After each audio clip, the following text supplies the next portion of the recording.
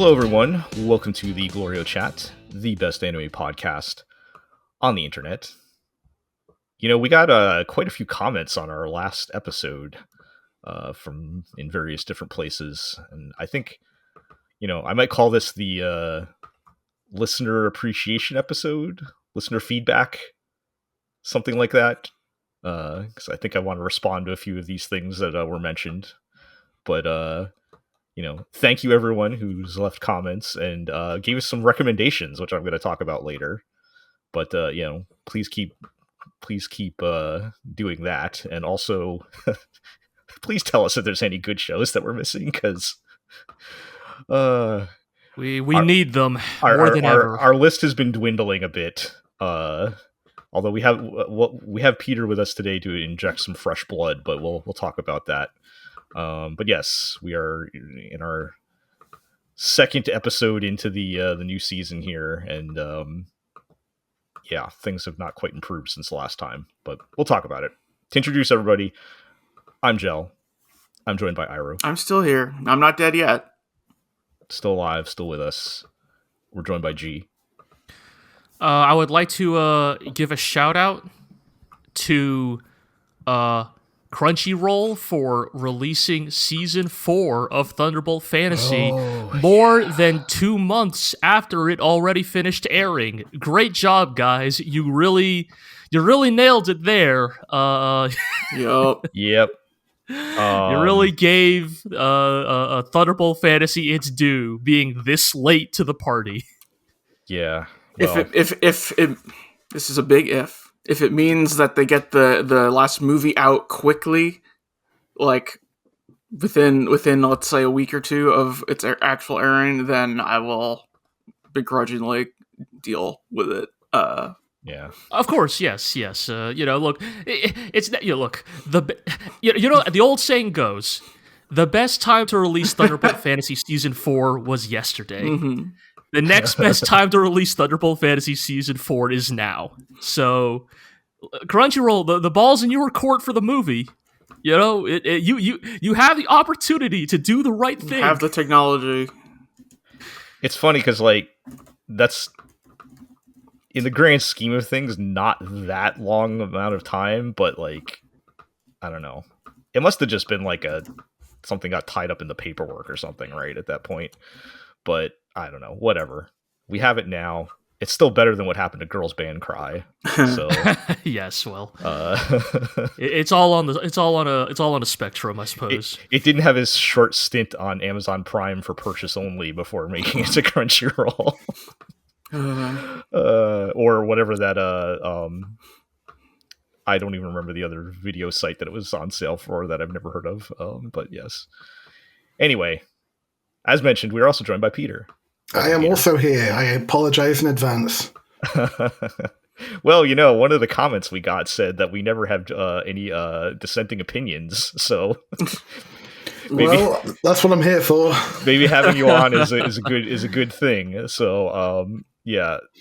Anyway, let's get into talking about anime, and we'll actually start with one of the shows you're bringing in with you, Peter, which is from Bureaucrat to Villainess, Dad's been reincarnated. Jel, you fucked it up, man. Jel, I'm sorry to interrupt here. I teed up the perfect segue for Peter here, and I mean, actually, maybe both of you are to blame here. You didn't take your shot. What was that? Yeah, Peter, would you like to go into something else related to Crunchyroll, perhaps? Oh well, yeah. I didn't get a response to that, so yeah. Wait, you got to take a page out of my book, Peter. You just got to shoot your shot. That's how this podcast works. but we're talking about the golf anime later.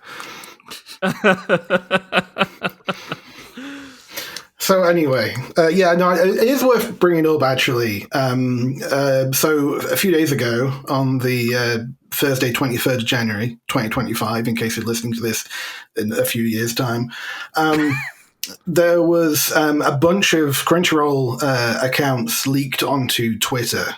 Oh, yeah. Okay. Did you hear about that? Yeah. And the just to show how highly regarded Crunchyroll and Sony is, pretty much everybody just said, "Oh, that's clearly just Crunchyroll having a breach and just leaking everyone's information." Just assume yes. Yeah, everyone just assumed that it was Crunchyroll's fault. At the very least, Crunchyroll have said it's not their fault. Okay. A likely story.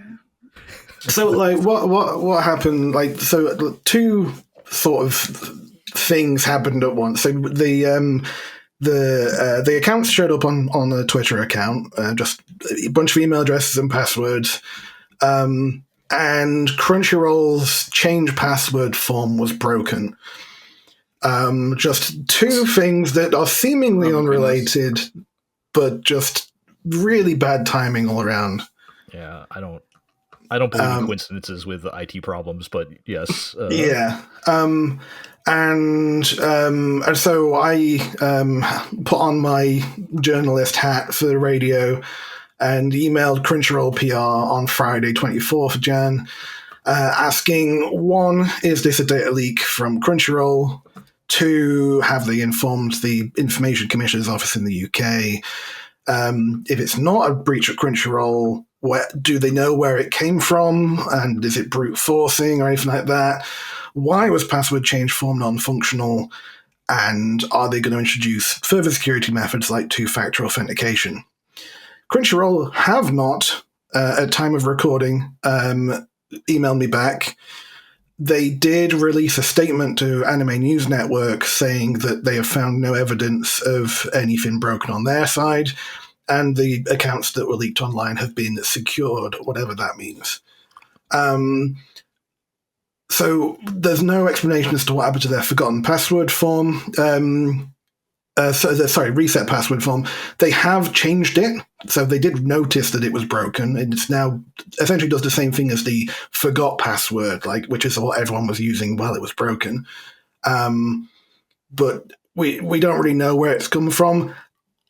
From like vague security people online, the assumption is that these are people reusing passwords across multiple websites.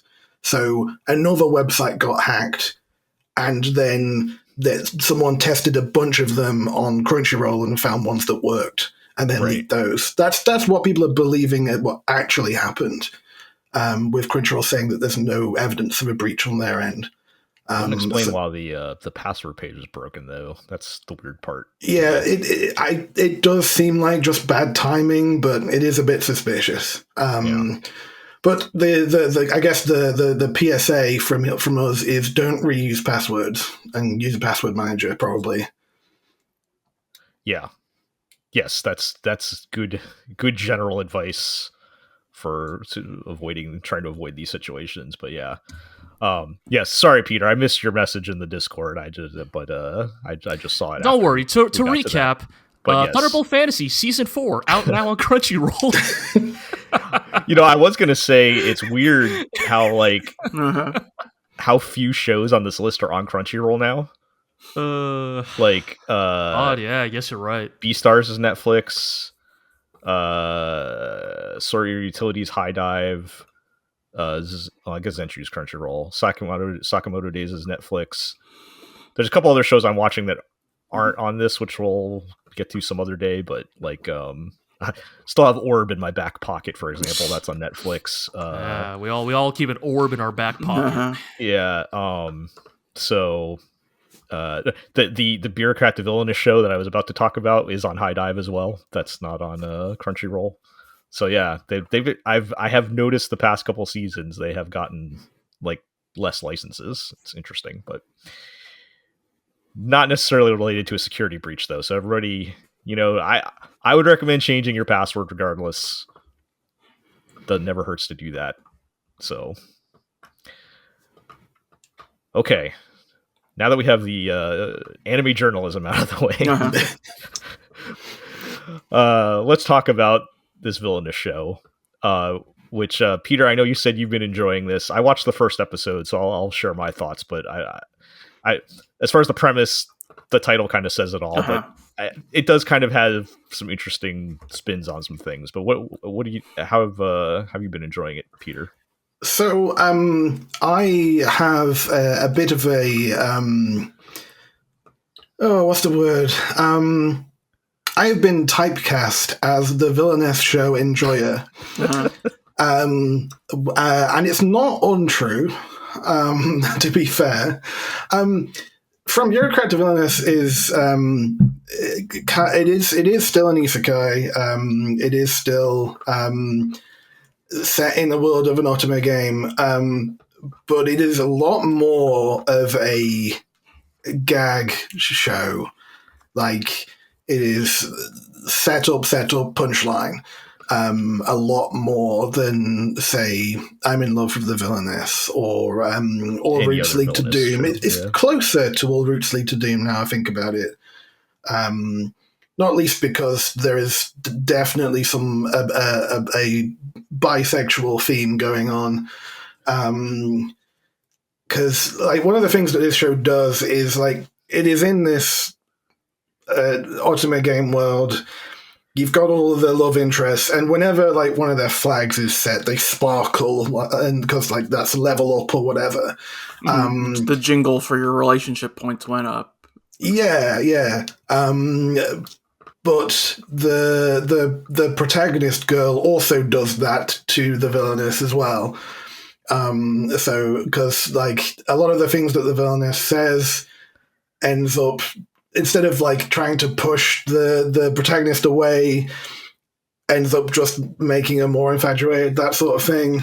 Yeah, so if I can jump in to explain a little bit on that, it's like it's like this dude's like a 50-something-year-old man that got put into the body of this, teenage girl that's supposed to be the bad Villainess of the game. And yeah, but every time he tries to say something, business acumen to no, actually, every time the Bureaucrat so far hasn't, from at least in episode 1, didn't. It's more the fact that he's a middle-aged dad.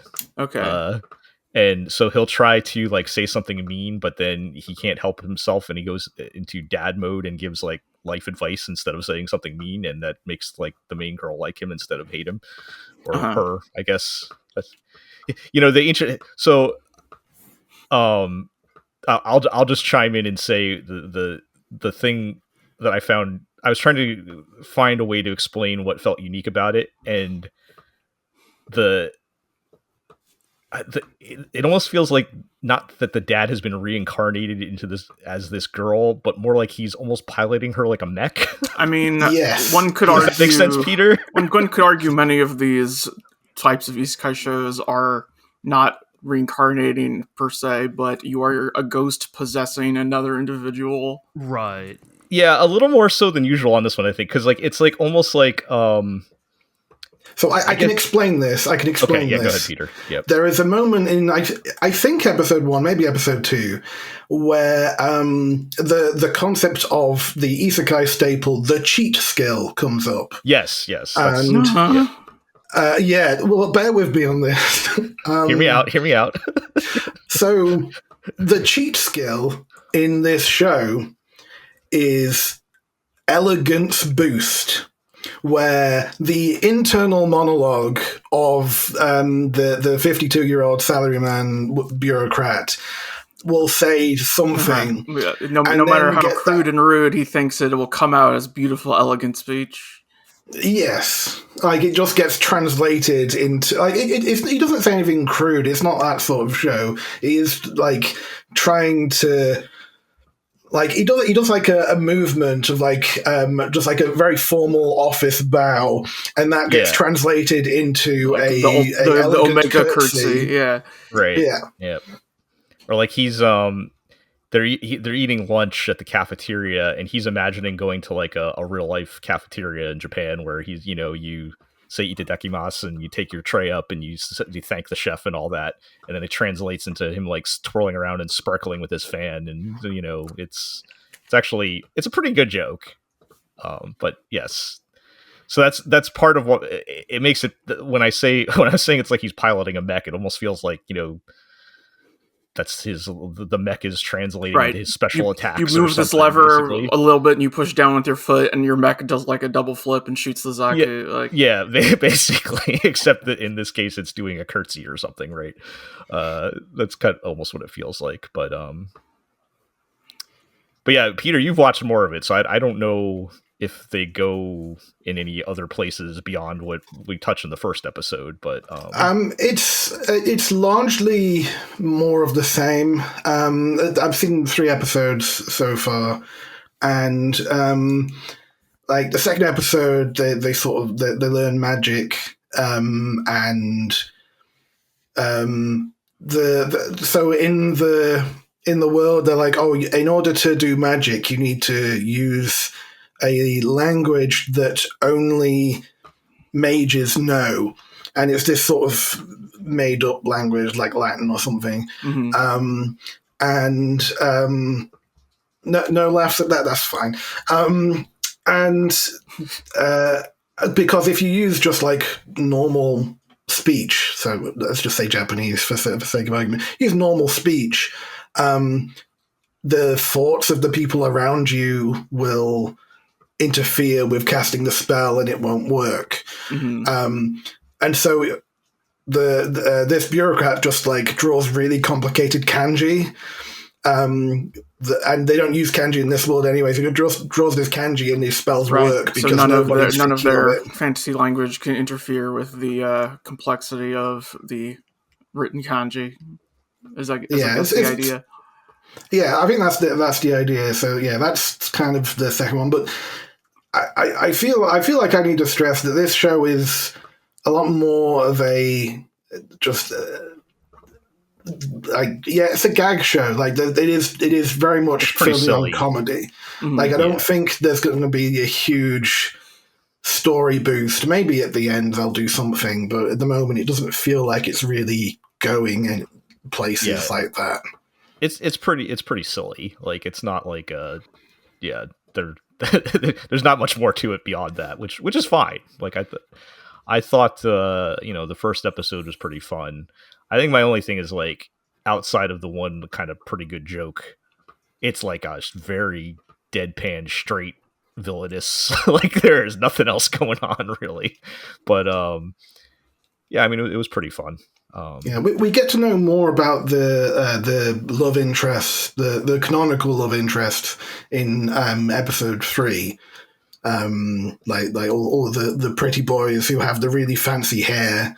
Right. There's a really good joke at the start of episode 3 where the bureaucrat's like, I remember the thing that Ultimate Games do is if someone's got really fancy hair, that means they're more difficult to go down the route of than someone with simple hair. The fancier the hair, the harder the route. And tries to ask the protagonist, Anadol, his name is, tries to ask her, like, if she likes people with really complicated hair in like a really awkward way, and she just interprets it as, do you like my hair? Do you like people with really long hair? And she's thinking about her, the villainess, right. not the guys there. I thought that was funny. Yeah, they're definitely doing. I I've probably seen enough villainous shows at this point to know that that's a thing where it's like the villainous accidentally romancing the main character, right? But yeah, okay. So yeah, I mean that's pretty fun. I don't know if you had any other points you wanted to make on that one, Peter, but I feel like watching it. Yeah, I'm going to keep watching it. I'm a big fan of All Routes Lead to Doom, Villainess show. I can't remember the full title of that, but it feels a lot like that, particularly with like the fact that pretty much everybody is a love interest at this point. So and it's just very silly. Yeah. Okay. Well, let's move on, and we're going to come back to Beastars Season 3. The final season, part 1. the final season, part 1, season 1. Yes. We talked about this a little bit when it randomly dropped at the end of last season, and I think we had at that point seen maybe the first 2 episodes or something like that. Of course, this is a Netflix drop where they dropped the whole 12 episodes or whatever it is. I don't remember the total. So we don't binge here that much. So we do not recognize binging is for end of year deliberations. Yeah, if only for time purposes, because we got other things to do and watch. We haven't seen the whole thing yet. So, but it has been a few weeks a couple episodes since we talked about it, and so just to sync up, are we all up to episode 6? Yeah. Yes. Okay. So yes, I'm also up to episode 6. Jill, I think we are more interested in hearing what you think about this as somebody who has not read the manga, because we who have read the manga are coming to the show with a lot of baggage. Okay. So I feel like we might have talked about this when we were talking about the first couple episodes.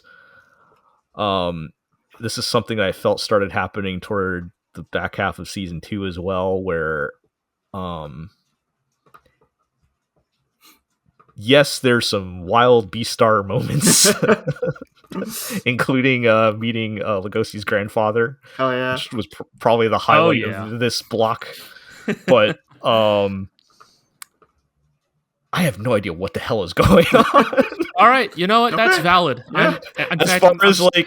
As far as overall plot, because what's happened is the main 3 characters are all split up now, and they're all just kind of doing their own thing, and none of it seems to be coming together. Maybe a little bit once we start getting more into the Beastar himself. Yes, but toward getting into episode 5 and 6, maybe a little bit more, but generally it's been kind of just these standalone stories, and I don't really know what is happening. There's also maybe some things I forgot because season 2 was a long time ago. It has been a while. Yes. Yeah. So it's I'm enjoying the moment to moment stuff and just some of the Beastarsness of it all. The Beastarsness of it all, but I'm I have no idea what's going on. You know what? I think I'm a little vindicated to hear this, because Iro and I have been approaching this as manga readers from. Look, it's such a cliche, right? But our perspective as people who have read the manga means that it just tints our every perception of how this adaptation has been handled. Right. And one thing that has come up often when we've been watching it is even as people who read the manga, we are kind of confused watching this section. Because, stuff is so out of order and whatnot compared to when we read it. More than any other section of Beastars' plot, this specific window is Beastars at its most kind of slice of life. Right. And so you kind of have this really long section where plot is building up, characters are being introduced, but by and large, it is mostly a collection of standalone stories that are thematically linked to each other. That, whose thematic and narrative resonance eventually becomes apparent towards the end, if that makes sense. It is very much oh well, let's see how this character's doing, or how is this how is this plot line coming along, and then it's only at the end of this arc where you go, and now I see how this is all coming together. You have a miniature example of this, right? Is yes, the introduction of Lugosi's grandfather, Gosha, the Komodo dragon, right? Which of course at least starts to make you already asking questions, I had questions. How is this lizard his grandfather? Right. Because your brain probably starts trying to cope by going, he must mean adopted grandfather, right? And then Gosha is explicitly basically looks into the camera and says, "No, I sired your mother with your grandmother, a wolf. You are biologically my grandson." And it's like, Yes. You are part all Komodo right. dragon. And then you also get like, by the way, Gosha fought in the war. We don't know what the war is, but you know that Gosha fought in the war with Yafia, his horse homoerotic buddy, who is now the Beastar. The Beastar. The Beastar. The name of the story has finally made its appearance, and Yes. it is tank top jeans, Jordans wearing horse Batman.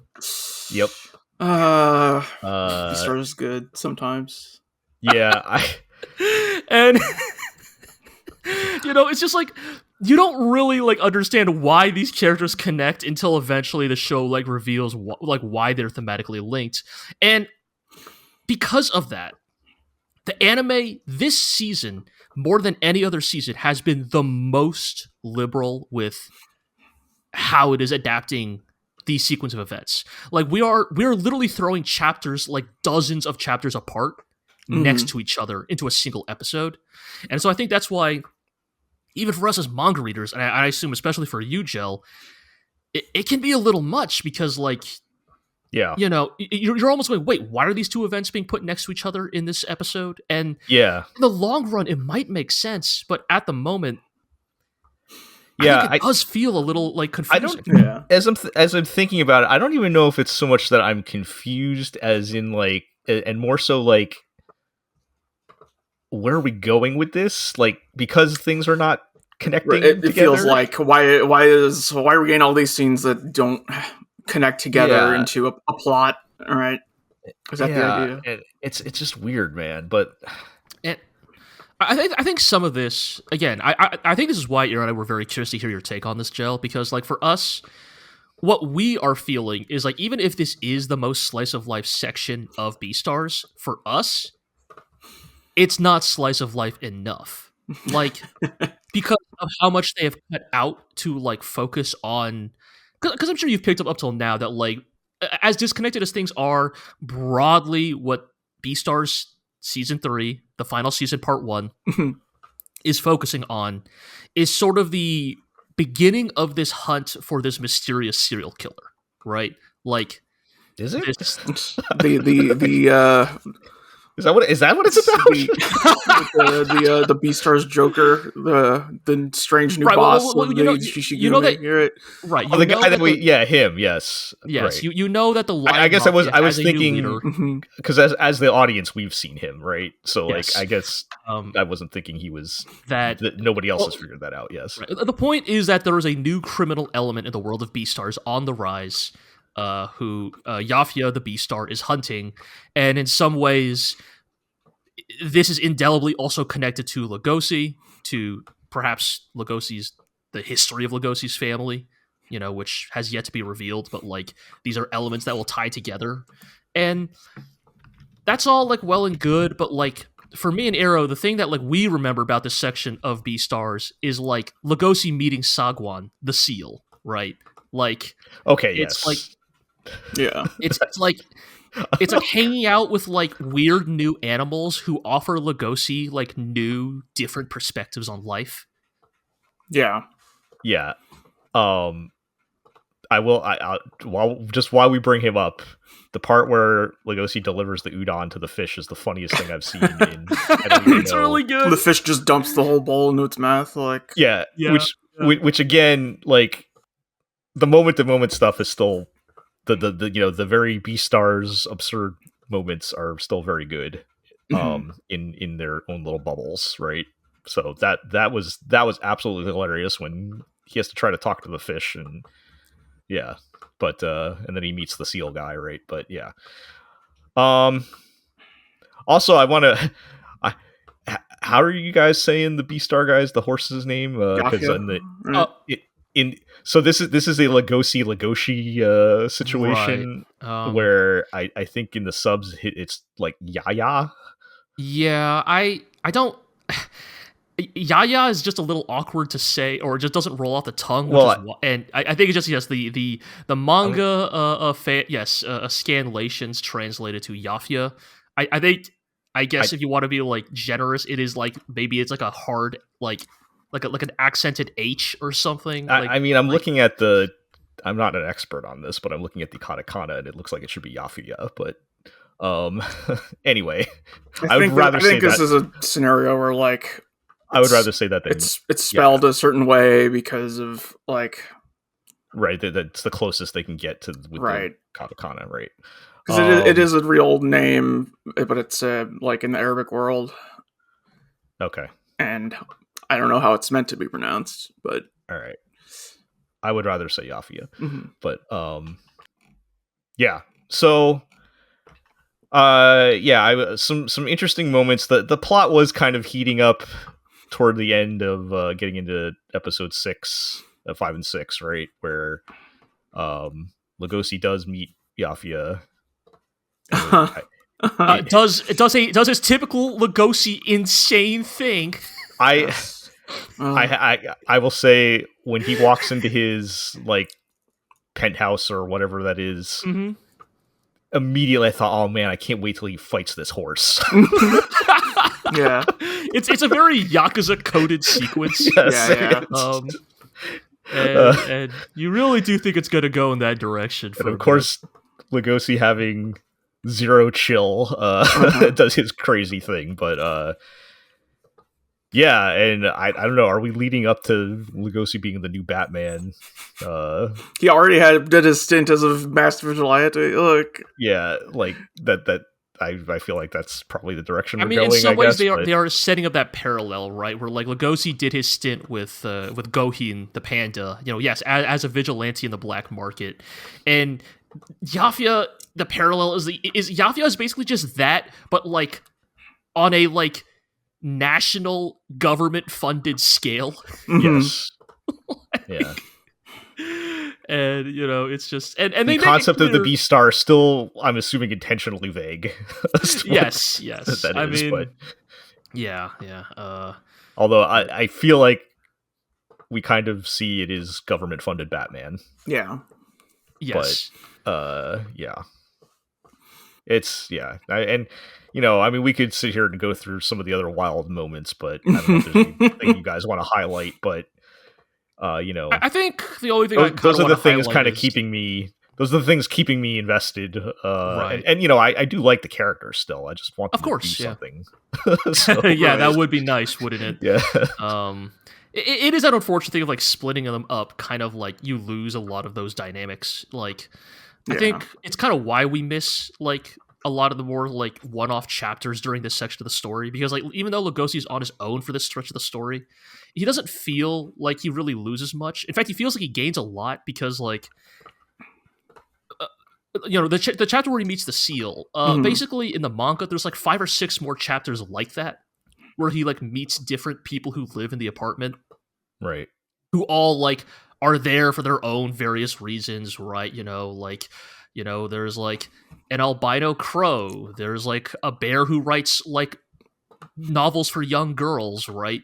And it's like it's like each one has their own like life perspective to offer Lugosi that kind of expands his understanding of like what it means to be part of this society. Now that he's left to the like microcosm of society that is his high school, right?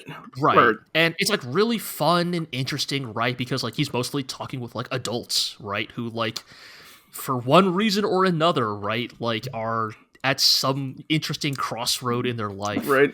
And you get that like crumb of that with Sebun, like in the earlier episodes of this, where Lugosi has his like relatively simplistic beliefs on how interactions between people are supposed to go because of his experiences in school, and she is upset because she has her conception of how society works based on being a working adult. Yes. And I think losing a lot of that, like, I think, not to, like, overuse a term, but, like, it really does kind of take some of the soul out of, like, this, like, what we loved so much about this part of Beastars. And I also just think that, like, Orange's adaptation has maybe not been quite up to snuff compared to previous seasons. I feel like I'm seeing less of, like, their, like, really interesting visual flourishes.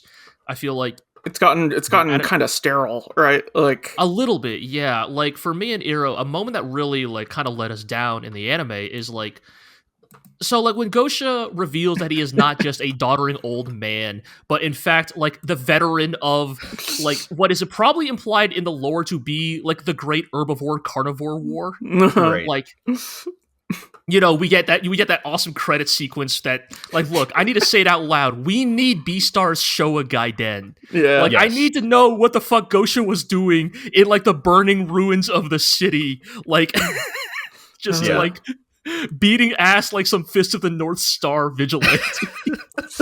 But, like, Gosha has that great statement, right, where, like, he's a pacifist, he really doesn't want to engage in violence. It lasts for like 30 seconds. But that's the thing. That's something that's so good about Gosha is that when the chips are down, what does he say? Pacifism only has meaning when upheld by the strong. And, like, it is, like, one of the maybe single most baller statements in all of Beastars. And in the manga, the way that line is delivered is Gosha says that while, like, his foot is planted on one bird, while his, like, arms, like, his like hands choking are out another gripped one, around yeah. the throats of two others. Mm-hmm. And, like, it's such a good, like, fucking, like, Yakuza. It's like something Kiryu would say. Like, Right. and I think in the anime, it's just delivered so matter-of-factly. It has, like, none of the weight or impact of, like, the way it was delivered in the manga.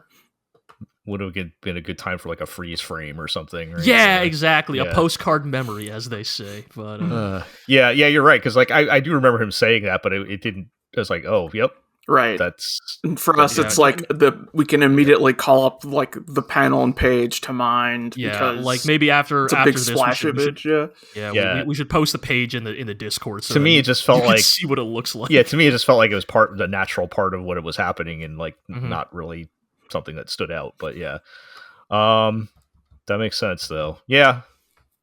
So you know, I don't know. Is this just we only got so many episodes situation and they're doing the best they can? Like, what else could they do other than literally adapt everything, which they probably don't have the number of episodes. Right. So, you know, sometimes adapting to anime is hard. But yeah, I you know, we're saying a lot of negative things, but I am still enjoying it. Again, if only for the big moments and yeah, you know, wanting to see what happens with these characters that I like.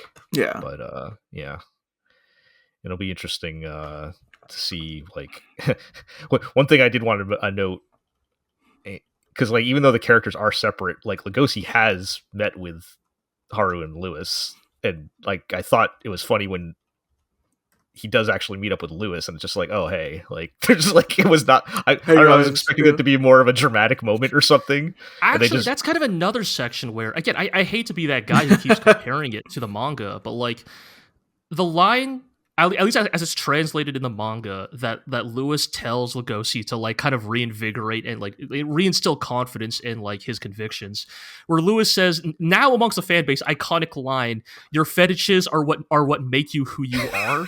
Yes. Is like given this like really sensual panel in the manga where like Lewis is like caressing Lugosi and telling him like yes, like Lugosi, you are a pervert.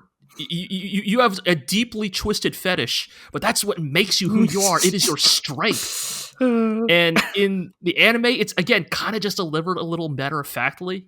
And yeah, it was like, it almost felt like he was just like, I don't know, kind of teasing him or something, or giving him a hard time more than like an actual statement motivating Lugosi or whatever. Like, but the manga like is almost like it is like, you know, again, because of the relation, it is almost Baki-esque in the insanity of like what Lewis is telling Lugosi. He is basically saying, Lugosi, you are a pervert, and that means you are strong.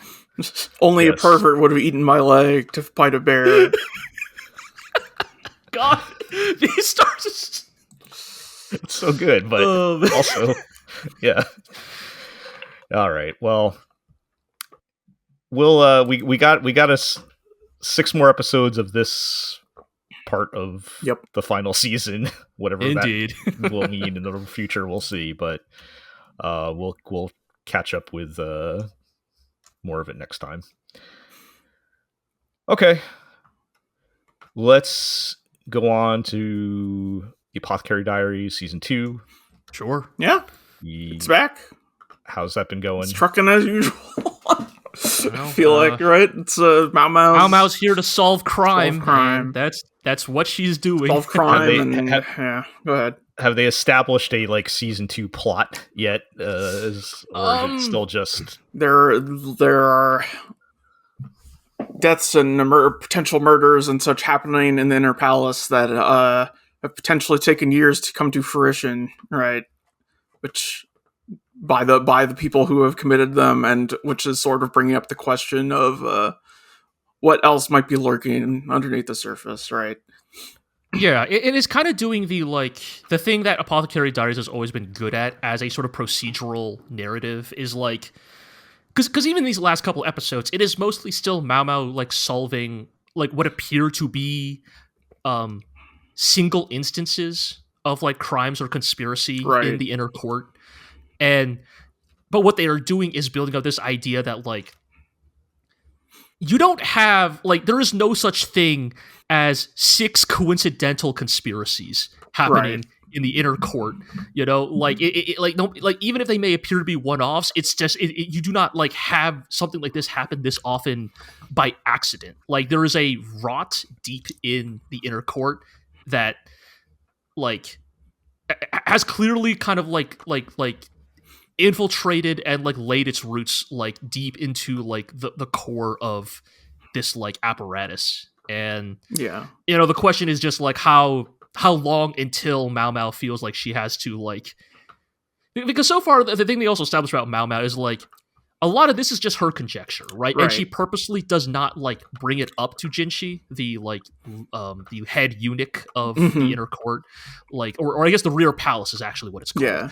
And Mao Mao she always throws the light at the end, but this is just conjecture, and it's not my place to investigate. But it's very clearly setting up that eventually Mao Mao is going to be forced to become a player in this game. Mm-hmm. She's doing her best to maintain her relative anonymity, considering her position, right? If she takes too much responsibility for some of these accusations or conclusions she comes to, that could be very troublesome. Then she becomes a player in the game, and then she becomes a target. And she knows this.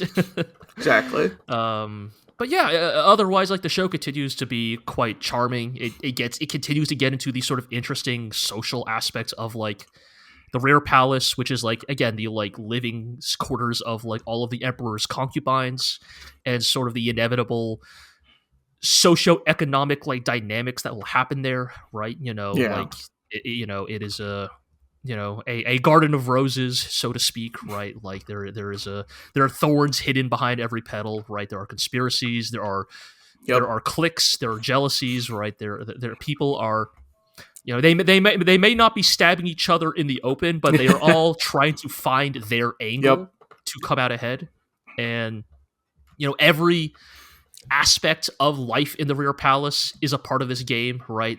There's an episode where a caravan from vaguely Silk Road coded caravan, the West comes, and they're selling their wares, and Mao Mao notices that somebody sold her the concubine she serves, Lady Gokyo. Lady Gokyo is pregnant, but this information has not been publicly revealed yet in the court. And somehow, nonetheless, the merchants seem to know to sell her dresses that are maternity cut, right? Yes, maternity cut. And Mao Mao instantly picks up that you need to buy some regular dresses too, right? People are not supposed to know this information, right? Something as innocuous as this is a front in the shadow war of the Rear Palace. And I think that stuff works very well as your sort of long-term hook. Yeah. And then you just have the fun antics of Mao Mao's oh sweet, poison mushrooms, I'm gonna put this in my mouth and see what happens. Yeah. And that's the short-term fun of the show. Yeah. Right. So it's solid. Apparently, it's doing really well in Japan. Its TV ratings are insane. It's quite popular, isn't it? Right? Like that's always what I've heard about it. I just it's beating out Crayon Shin-chan on TV ratings. Like, damn, even Crayon. Wow, not Crayon Shin-chan. Look, that was like what was it? Ramen Akaneko had surprisingly high TV ratings in Japan, which I'm probably the only person in English speaking countries that watched it. But I mean, it's always that good reminder, right? That like what is popular in the West is going to be different from like what is popular domestically, right? I think Apothecary Diaries is also popular in the West, though. Sure, but I mean, speaking to Ramen Akaneko more, I guess. Yes, but or hell, even Crayon Shin-chan, right? Yeah, I continue to be fascinated that, not to discredit the show, but this is the one that a lot of people are latching on to. It's got a surprisingly broad like appeal to many demographics. I feel like true, yeah. Because would you watch this with your mom? No, but no. This is still like it can. This about like the show can bring in your mystery fans, but it can also bring in your like slow bubbling romance fans or your right. Like I don't even bring up court that politics dynamic, like fans, right? Yeah, there's some mass appeal to it. Yeah. I know I said might pick it up, and every time I go to do it, either another thing to watch came up this time, or I honestly just don't feel motivated to watch it for some reason. But maybe it's because I'm like so far back now. I don't know, but I will say, I think in fairness, like if you do decide to try to catch up, it is a relatively easy watch. I think that is what has kept it kind of on the rotation, at least for me, is like. It's a very easy watch. Like it has all the best traits of like a procedural or a sitcom. Of like you pop open an episode and like it may occasionally reference past events, but by and large, it's like it is not a show in which you have to like hold on to much information on a per episode basis. So it's gonna be what did Mao Mao get into this week kind of thing. Yeah. Okay. We might get there. We'll see. But okay. Well, let's move along and talk about a show we have not talked about in a very long time, probably since season 1 came out. But Peter, you mentioned that you are watching Dr. Stone, which I think it's season 4 that we're on. Yeah, season 4, also known as Dr. Stone Science Future. Okay. Refreshing my memory, this is like vaguely prehistoric vibes or something, but not really. So the general plot is one day every human animal on planet Earth got turned to stone. Oh, yeah. Over the course of like a few million years or whatever, a few thousands of years, I can't remember exactly how many. One person wakes up because of some acid that was some naturally occurring acid that was leaking on them for ages, and they managed to unpetrify themselves, and they are a science brainiac person and aims to wake people up. But turns out they're not alone. There's a handful of humans who are descendants of some people who were in space at the time because the petrification beam didn't hit them because they were in space, and they started up like a colony and etc. etc. How did they get back from space? Same way people who go to space get back. Okay, yeah, but I there are a lot of calculations involved. So Iro and I are, we'll just bring it up out of nowhere, but one of the backlog shows we've been watching is Planets, and a thing you remember when you watch a show like Planets is space travel is A, really hard, and B, terrifying. I don't think a show like Dr. Stone. I suppose it's not. I know. Out of the question, right? It's like you just landed. Like you didn't. Like, don't you have to like calculate trajectories and shit? Yep. Well, they're all very smart. Land in the sea and swim back to shore.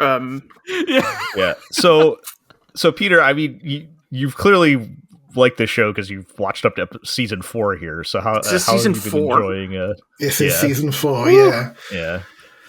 I've actually completed the manga, actually. Okay. So I know where it's going, and I'm going to be careful not to spoil where it's going. But I'll spoil up to where we're at the start of season 4, which is they've discovered who they believe has been petrifying, who petrified the Earth, and they're on the moon, and so their current objective is to get to the moon. Okay. In this stone world, which is to say, they're making everything from scratch, and but they're very smart, and they can find and the right at the end of the previous season, they set off to the US. Because they need corn to make alcohol to make rocket fuel. I think the plan at the moment. That's kind of a fun sci-fi concept of, if we kept all of our current knowledge about technology, but you actually took all of physical existing technology away, would we be able to use the raw materials to recreate things? Because of globalization, the answer for many of those things is not really, right? Yeah, probably, but yeah, it's there's different ways you could go with that, right? Yes. But, yeah, it's an interesting idea. So a lot of the things they do, the processes involved are real. Like that is the science behind it is legit, even if the timelines are somewhat far-fetched. Right. It's severely truncated for the purposes of storytelling, right? Yeah, it's like with 24, you sort of cut to a commercial break and they're across the other side of the world. It's a bit like, hang on a minute. Right. But the one sort of supernatural element is this device. They actually found a device that petrifies people in the way that the start of the series did on this island in season 3, and that's the sort of subplot is figuring out where these devices came from and how they work and stuff. But that's spoilers for the future, I think. Yeah, you said you read the manga. Is the manga complete or is it still running? I mean, Manga's complete. Okay. I think there's a couple of spin-offs running, but the main story is complete now. Is this the final season, or do you think there's? So they're doing split core. I think 3 split core. So there's going to be final season part 1. Final season 1 part 1. Yeah, yeah. It's final season part 1 of 3. Right. Right. It's such a good ongoing joke, but yes. Okay. So you are moving. I always appreciate when an adaptation is moving toward an actual conclusion, right? So that's why I always ask that. But yeah. Yeah, will they get to the moon? I'll never say. Yeah. Stone coins going to the moon. You're gonna have to tune in and find out for yourself, right? So it's what's the top science thing they've done that has made you go, yeah, this is the show. Well, let me put it another way. The first episode of season 4, they are on a boat sailing from Japan to the US. Okay. And on that boat, they have a bar that can dispense beer, cocktails. Okay.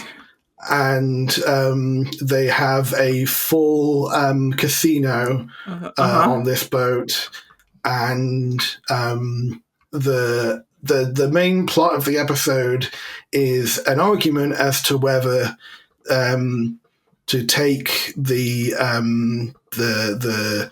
a straight line from Japan to the US, or to take the Great Circle route, which is harder but takes less time.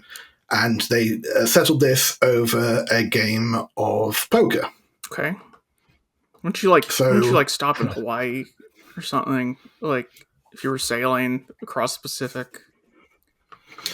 So the if the route they're taking is like a so imagine like a globe, Yes. and you got Japan, US, and they're sort of taking like a curve like up and then back down again, which because of the curvature of the Earth means that's quicker. Yes, It takes 40 days. Because you are. Whereas if you go to straight line, it's 70 days. That's the argument they're having. What are they doing about scurvy? Okay, these are too many science questions that we do not have time to answer. Look, the bar will just make cocktails You're right. with like juice in them. Yep. It's fine, you know. Yeah, it's fine. Yeah. I gotta jump in on that one, but yes. Sorry. Look, Negronis for everybody. Yay! Yeah. Well, I'm glad you're enjoying it, Peter. Is there any other specific things from season 4 you want to highlight? Well, so episode 1 is largely inconsequential. Episode 2 is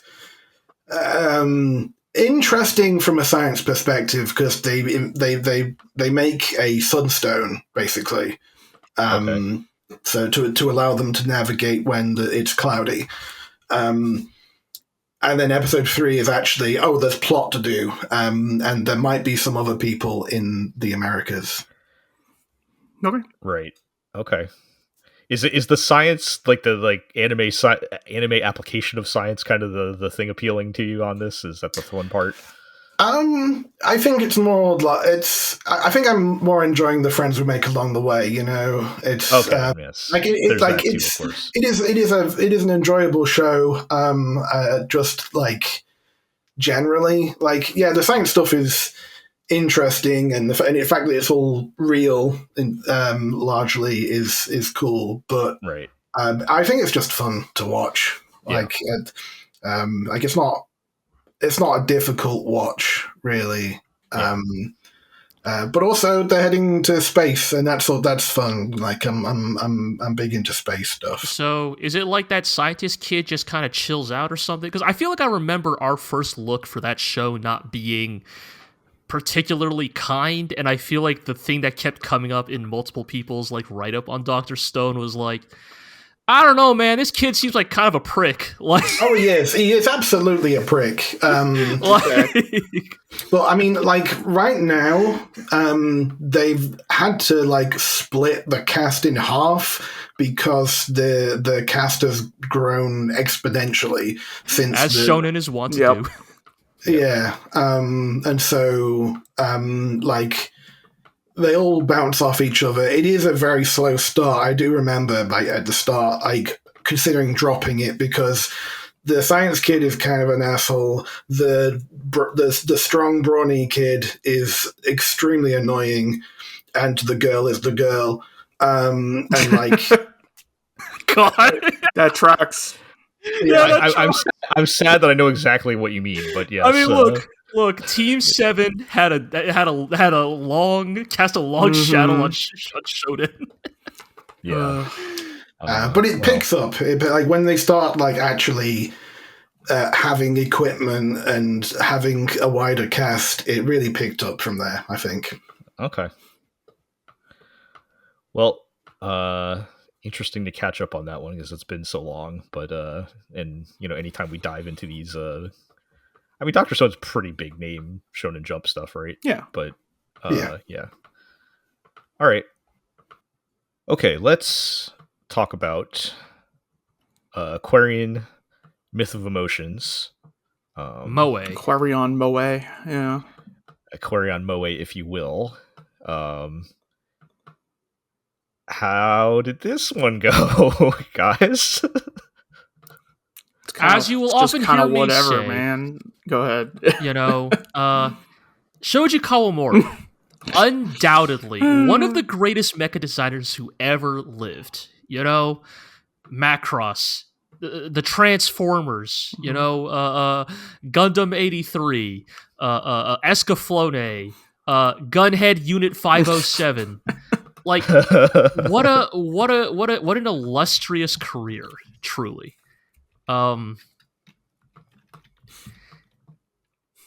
And continues to hold true. The man cannot do anything but design really good-looking robots. And Aquarion Moe does nothing to dissuade that notion. Uh-huh.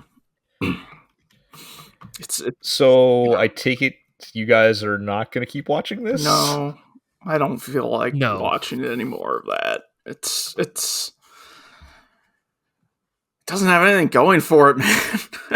Yeah, it as the kids might say, it does not have the juice. I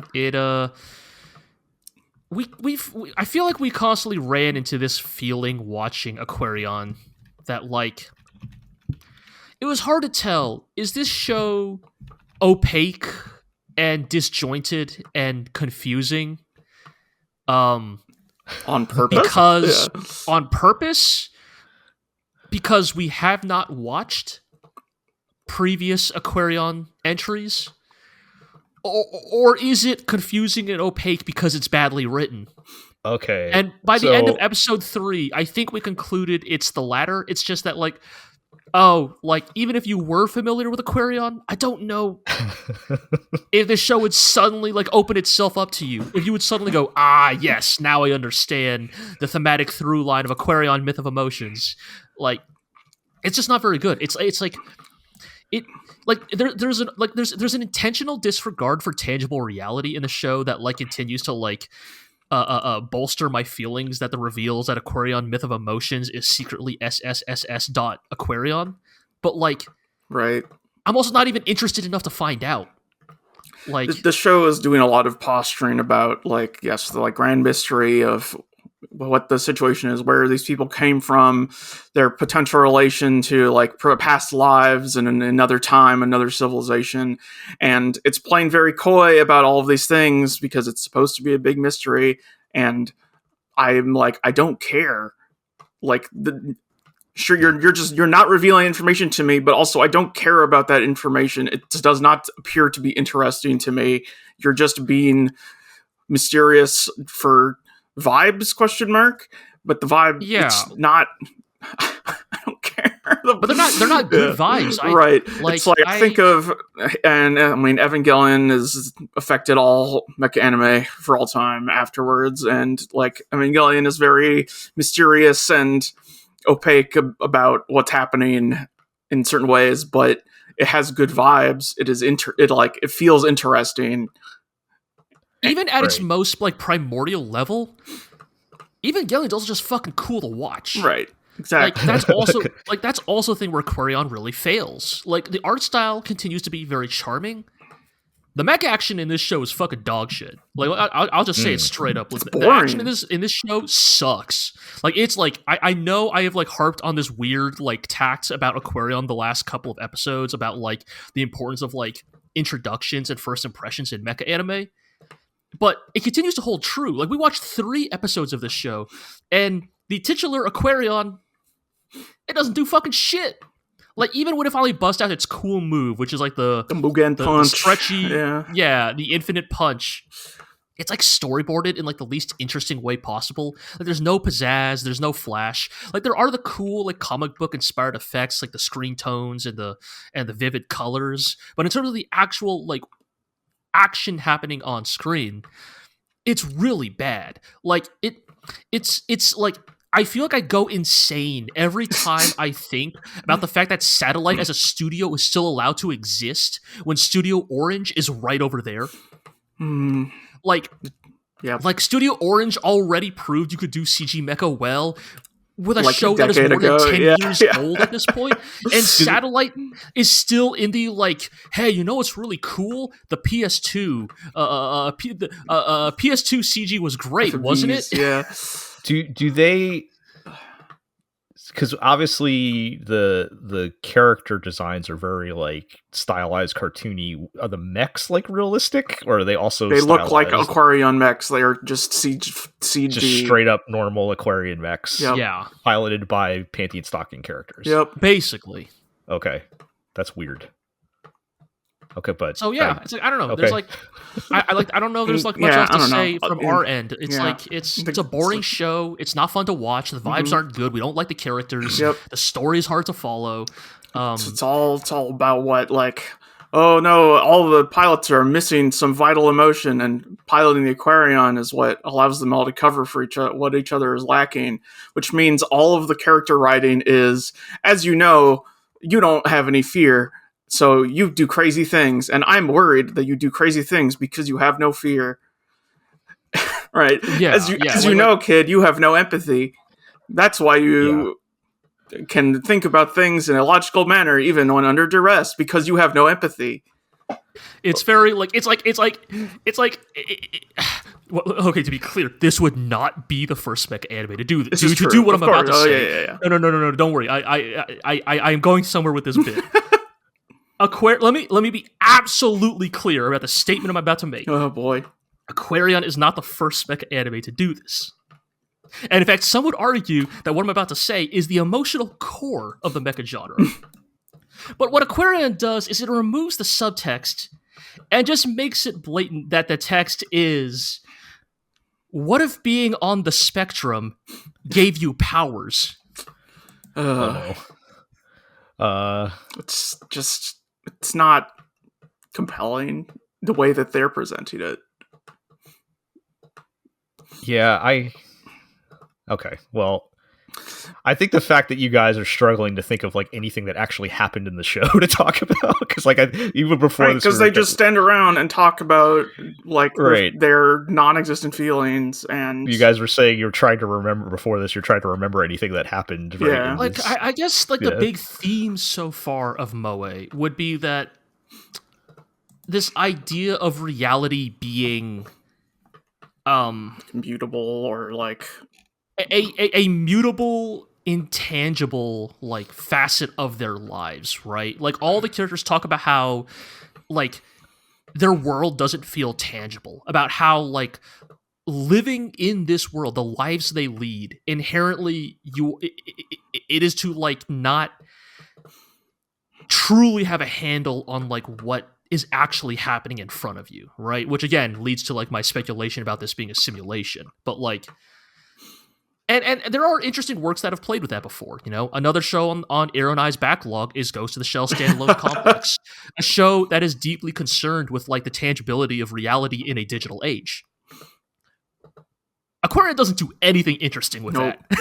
It is using it chiefly as a device to like make things be mysterious. Yeah.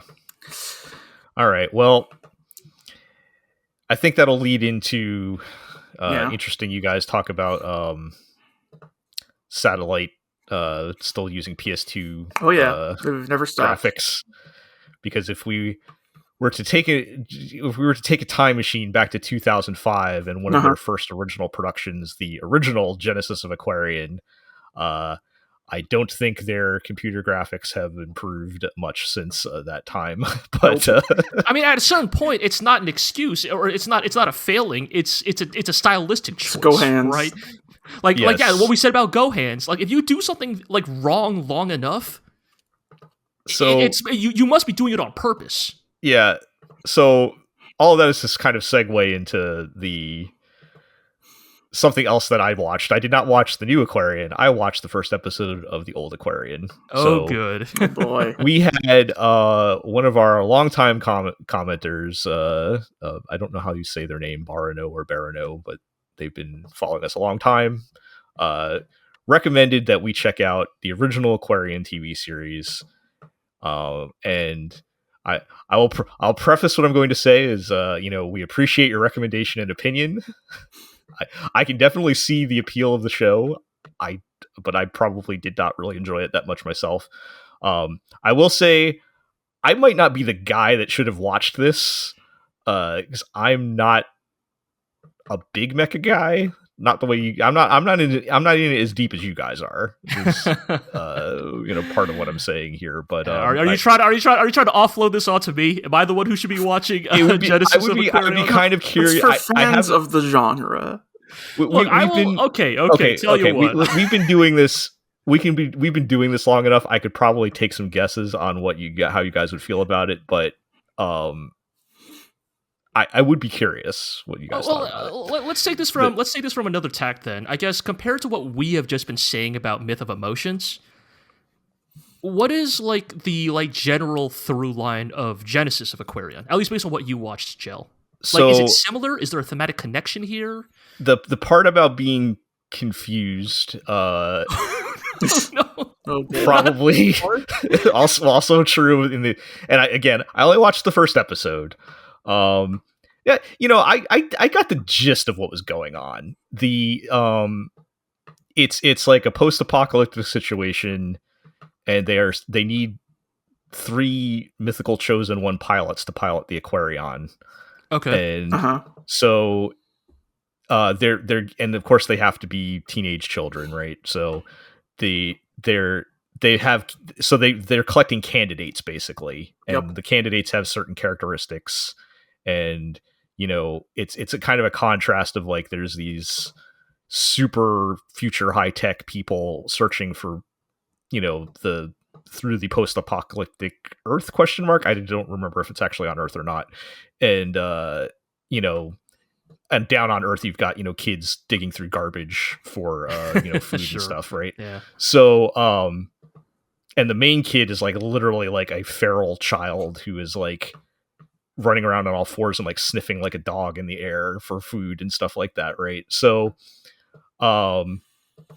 they find him, and of course he ends up being one of the chosen ones that can pilot Aquarion, and they have to activate Aquarion at the end, and there's a cool robot fight. This was like injecting pure unadulterated 2000s anime into my veins. I mean, As- sometimes in that can terms be a of- good thing, but Yeah. Well, you know what? I've been working on this possibly controversial take for a long time now, and I think I'm finally going to say it. Okay. I think the 2000s is the ugliest decade of anime. Oh yeah. oh no, that's fine. Well, Okay, or is It's- that not controversial? well, okay. The reason it gets controversial is because Obviously, there are singular works yes, that are like- amazing, like, right? If But you as want a whole, because here's the thing, right? Is that you want to talk about the 2000s. Technically, Gurren Lagann is a 2000s show. right? Obviously, Eureka there are 7 is a 2000s yes, show. there are some amazing looking shows from the 2000s. But also, the 2000s is like that really. The reason why I don't think it's controversial is because 2000s is a very awkward transition period from Cell to digital, right?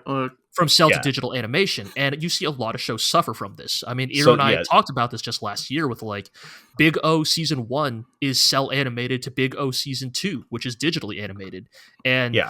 the difference is jarring. So Yeah. So this anime made in 2005, you definitely feel you've got the satellite CG and oh yeah, like yeah. a lot of backgrounds that have like I forget which Photoshop filter it is, but it looks like a photo with that Photoshop filter on it and stuff Cutout? like that. Is it the cutout filter?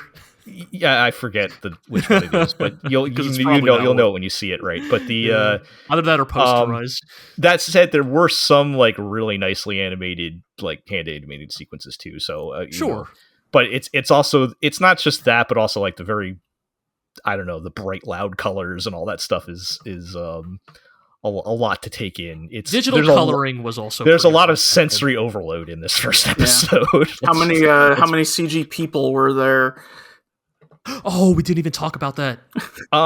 Actually, the people were all still hand animated. Okay. Okay, Yeah. so I think we And didn't. Aquarion with the emotions as they flash back to the presumed ancient super civilization where that all of the main characters are reincarnated from or what have you, where they are all vaguely brownish angel folks discussing something or other. This flashback is in all CG. They are all CG people, as like they walk straight out of PS2 FMV.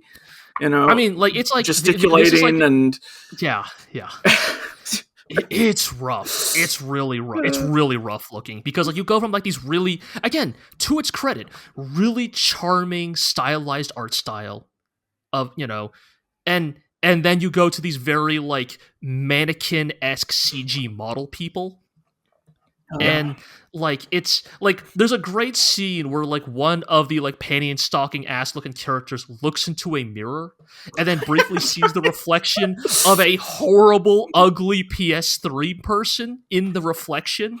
And it's so funny. It's like it's because it's so like Yeah. I don't know what like because I think the artistic intention here is the CG is meant to show you these people came from a different reality or a different time period, but it just makes it look really bad.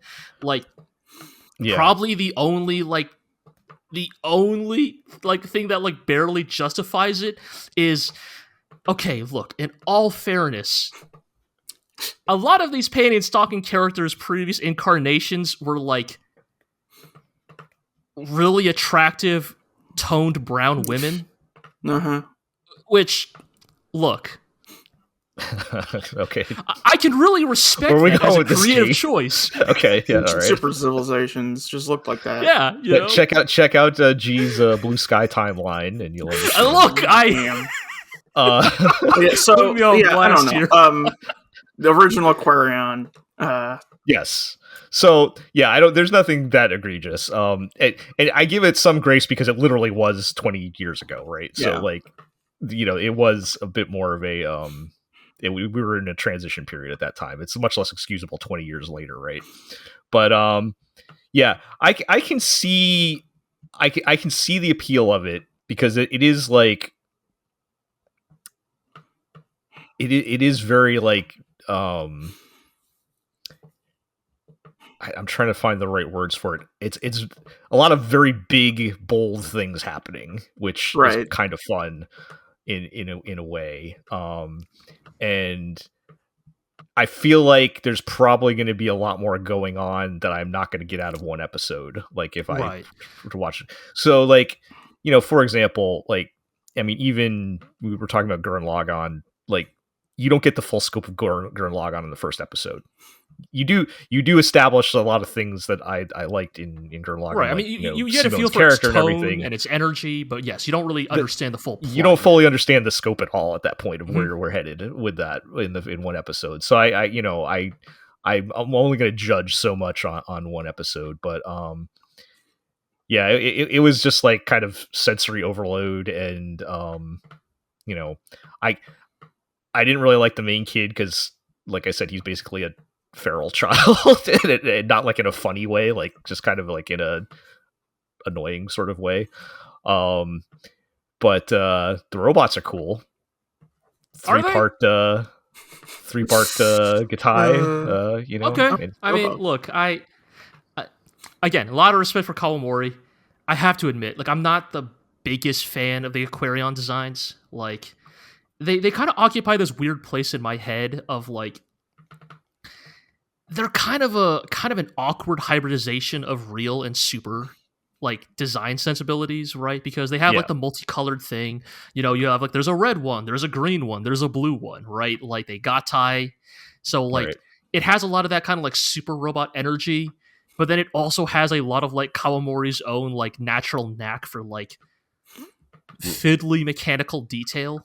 Yeah. And at least for me personally, I have felt that he never really found the balance there. So, like, I'm actually not the biggest fan of the Aquarion designs, but okay. I've just always had trouble parsing what they even look like.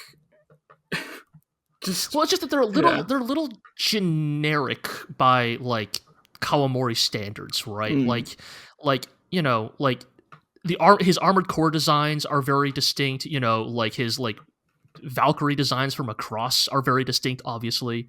Like, I think generally Kawamori designs are pretty easy to tell apart. Okay. And I think for Aquarion, at least for me anyways, it's like they are kind of just like middle of the road, like heroic proportion, you know, right. humanoids. Yeah. Well, yeah, I guess the last thing I'll say is just like, and I hate to keep comparing it to Gurren Lagann, but that's kind of the frame of reference we're working with here.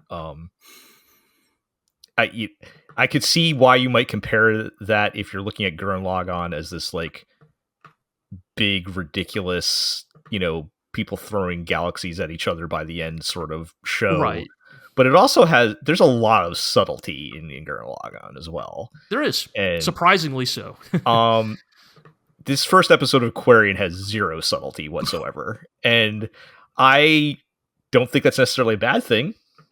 But I also think I don't really like the comparison to Gurren Lagann. I don't think it's a good comparison as far as like if you were trying to tell somebody what Aquarion was, at least based on I think it's I think we're in a different category is what I'm trying to get at. Yeah, and, sure. Do I want to watch more of it? Not really. It was a fun kind of spectacle for one episode, but it probably not my thing. But I think I can understand the appeal of it and, why it still exists, 3 or 4 series later, 20 years, from on. But yeah, it was an interesting experience. So thank you for the recommendation. Maybe if anybody else has any other recrecommendations, we'll talk about another one. We'll talk about another one. Maybe this will become a thing where I just watch random anime from listeners. Yeah. But we'll circle back around to that. Yeah. All right. Well, let's get back to 2025. Oh, do we have to? Where was I in 2005? I don't want to think about that. Anyway, I don't want to think about the fact that I was already in my mid-20s. So yes, let's talk about some golf. Sorairo Utility. Peter, so you actually watched an episode of this? Yes. Okay. I watched episode 1 shortly before actually, no, it wasn't the one shortly before the show. It's a different one. Earlier today, I watched episode 1. Yeah. What were your initial impressions of the first episode? So the first thing I wrote was, "Oh no, it's golf." Yep. Then I wrote, "This is absolutely not what driving ranges are like." Probably. Yep. Now, admittedly, I've not been to a driving range in Japan, but my experience of driving ranges is nobody talks to each other, and it is just dads having a break from their family, and then the one dad brings their child with them and gets the side eye. That's right. My experience of driving ranges. Do you play golf, Peter? Not really. My dad's taken me to driving ranges a few times, and we've been to a couple of that's courses. more golf than I've ever played, but yeah. I am more partial to like mini golf and crazy golf, honestly. Yeah. Yep. Just a brief side note, I've done some pitch and putt, which is distinct from golf in ways that are far too boring to go over on a podcast. Oh, I think that might come up in episode 4, but we'll oh, right, really? we'll get to that. Okay. I don't really know specifically, but they have a type of contest in episode 4 where part of it is pitching and putting, but I don't know if it's the same thing. There is a sport called pitch and putt that is like golf but scaled down drastically. Just like that one part of it. What do you just like hit the green and put it in or something like that kind of? I don't know, but yeah. Anyway, I mean, my understanding, I have heard anyway. I don't actually know how true this is. I've heard that golf is becoming very, very popular in Japan among the youngsters, the youth. Yeah. Well, this is our 3rd golf anime in like 2 years here. So just thanks to the efforts of Eve and Howie. Golf has become a national sensation. Did you like the first episode though, or not so much? It's a lot more of a typical his slice of life plus activity show. Like a couple of seasons ago, I did a first look for Oi Tonbo, which is another golf anime. Yes. But that one's like super serious. Really into the details on golf, right? Yeah. This one feels like it's a bit more of a happy medium between Serious Golf Avoid Tombo and Birdie Wing, which is Birdie Wing. Well, nothing quite as ridiculous as Birdie Wing going on here, but yeah, I talked about the last episode. I kind of enjoyed the first two episodes as, nothing groundbreaking or amazing, but they were, they were fun, I guess. So I did watch more. Did you watch the film that came before it? I did. Because I did not see that. I watched episode 1 of the series. And the film is... the OVA, it's like a 15-minute OVA, and it's kind of more like a demo for YoStar Pictures saying, hey, we can make anime. It's not like a whole lot. There's not really much to it. It's just like the three girls... Well, you didn't meet the third girl yet, but the three girls go... they just play around a golf. That's it. Like, there's no context or anything. It's just like a demo to show that they can do anime now.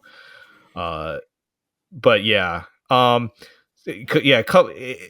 things. It was kind of the show's been a little bit of a roller coaster ride for me because I kind of hated episode 3, where they went full girls club slice of life anime, where like the third girl shows up and she is like a Instagram model or something / college student, and she's like, oh, let's go do a photo shoot where we get to model golf clothes, and that's like the entire episode. And I was like, oh, here we go. It was fine, but also like boring as hell. But episode 4 might have redeemed it for me, because we talked about how there are people with trigger DNA working on the show. Yes. I was wondering. It's being directed by a former Trigger animator. The people who worked on were like animators and things like on Trigger shows, right? And you can tell right away the DNA's there, but episode 4 is where it really kicked in. And basically they had so the main girl they take her to the golf store for the first time, and she sees the club. She sees the club that she wants to buy, but she doesn't have the money. And the manager's like, I'll give you one time only if you buy it now, 20% discount. And she's like, I got to think about it. And she comes back the next day, and it's back to full price. And he's like, I said it was one time only. I don't know what you want, right?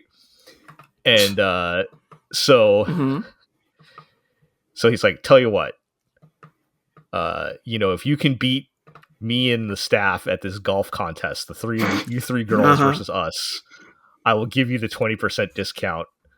And, the main girl counters, make it 30%. And they have this hot-blooded golf battle. Yeah.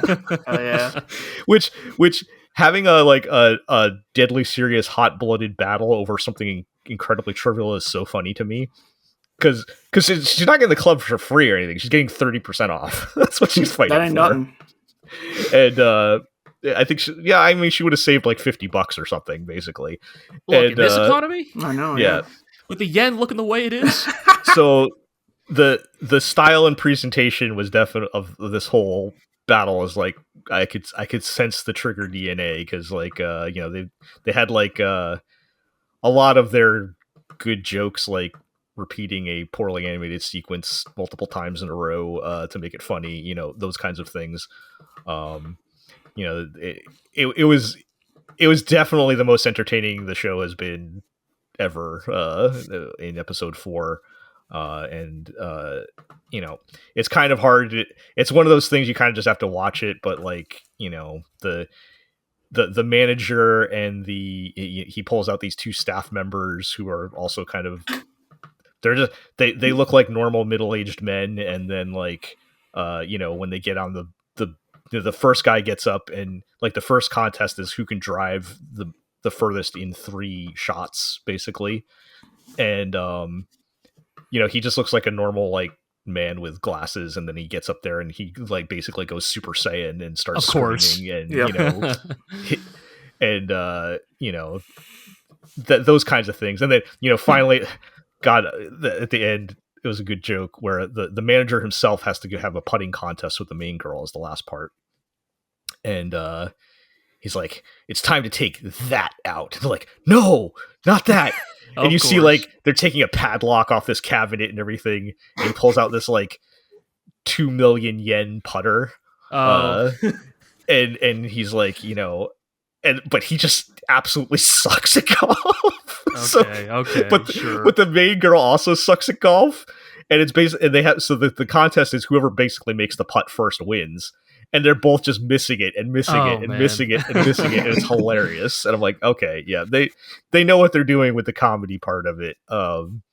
So yeah, that was a lot of fun. I think it saved it for me because like the first 2 episodes are like, okay, this is fun, nice or whatever. And then I hated the 3rd episode. I'm ready to drop it, but I gave it one more, and episode 4 was pretty fun. So whether or not they'll keep up that energy, I don't know. I do appreciate that, like, in at least 2 out of the 4 episodes, it has them just like hanging out with a bunch of cool old guys.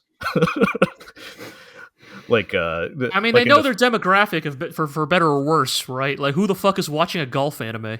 Yeah, the first part they're hanging out with the first 2 episodes they're golfing with like the old grandpas that they met at the driving range, and then this one is a bunch of middle-aged dudes at the golf store or whatever. It's pretty funny, but yeah, I'm not, again, I don't want anybody to mistake this as me saying this is an amazing show and everybody should watch it. There are many seasons of anime that I would not continue watching this because I had too many other things to watch. But, I am. It's enough fun. I'm having enough fun with it so far. I'll probably keep going. So, all right, let's talk about Zenshu. Well, if we have to. Speaking of shows that. Yeah, I watched only in a season like this.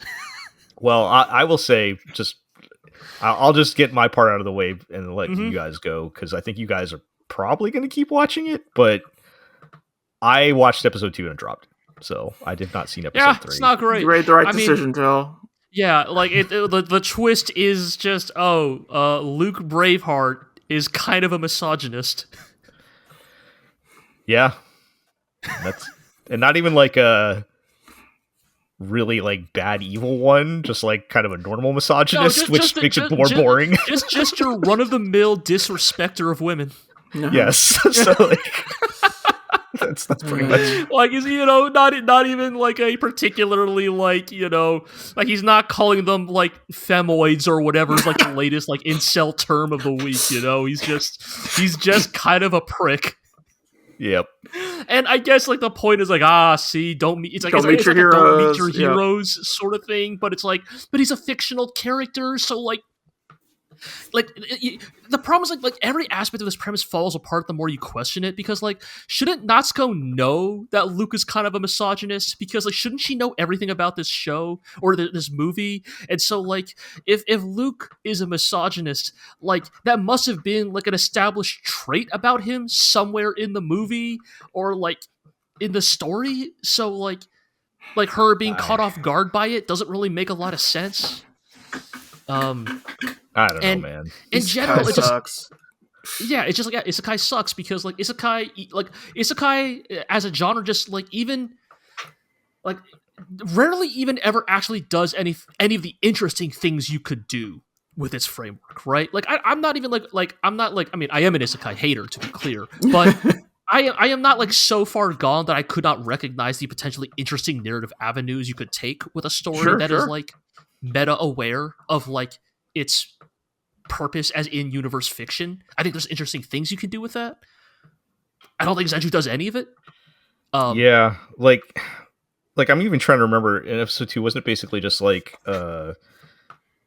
it's after the big fight happens and like the main girl summons her animated monster thing to save everybody, and then episode 2 they're like, what just happened? And Luke Braveheart's like, you can't do anything, you're a girl, and then she runs away, and then and then she saves the day and forces him to recognize her abilities. It's so like there's like nothing There's nothing to this, like, it's the thing about, the whole thing about this show, right, is that, like, what, we're watching because we like the good animation, and particularly the animation bits that are, you know, shouting out or referencing classic bits of animation from the industry, etc. Right. The thing is, Like- but the rest of it is, like, the most fucking boring, bog-standard isekai, like, Right. slop Yes. that You I've could ever have seen. you could have had ChatGPT write the script. Don't No, do it's- that. it's- Don't use it's- ChatGPT. I'm just saying. but yeah, it's like, I mean, speaking to that, right? It's like, I think the thing, like, I mean, you know, so we watched episode 3 as well, and it's like, the thing that like constantly bothers me about Zenshu is like, well, spoilers, it's not a look back. It's not a story about like interrogating the I motivation. warned you, man. No, what do you mean I you know, warned me? I knew. Look, all right, nothing is a look back, all right? But like, I thought that there would at least be a little bit more of the like, because the whole point is that her power in the world, in the isekai world, is she can animate, she can bring things to life through animation. And so was the thing going to be like, oh, and like it'll force her to kind of like rethink about like, why does she do this? Why does it drive her in amidst the isekai plotline? But I mean, that's for very episodes in- clearly what we were set up for in episode 1. Yeah, and the fact but that they don't engage with that is just it's just basic what- isekai shit. what are we even here for? Yeah, Right. Like all Natsuko really adds to it is the like the animator gimmick, which is like visually interesting, and then just the typical isekai, oh, she knows what's going to happen because she's familiar with the story. And like the slightest wrench they throw into it is just, well, because she's starting to change the story, her predictions are starting to get less accurate, right? But it's like, okay, and yeah, like, and it's like I'm seeing nothing about this hypothetical anime movie that she loves so much that is like interesting to me at all. Like, why was this so inspiring? They have implied in a needlessly coy manner that like, oh, it gets dark and strange after his love interest dies and he goes sicko mode or whatever. But then that has not had any bearing on anything other than we promised this might go somewhere, maybe. It's the weird thing of like, this is always the trouble you run into when you have a story about an in-universe piece of fiction, is like, you almost have to like put as much work into the in-universe piece of fiction as the actual story to like sell the concept. The thing is, like, if the in-universe fiction were, I don't know, like Star Wars or something, it's like everybody knows the twist of Star Wars.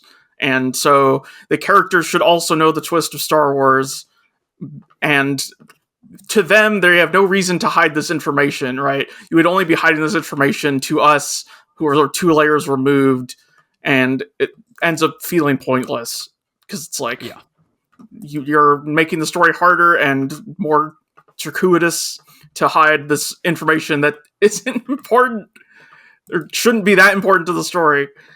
Yep.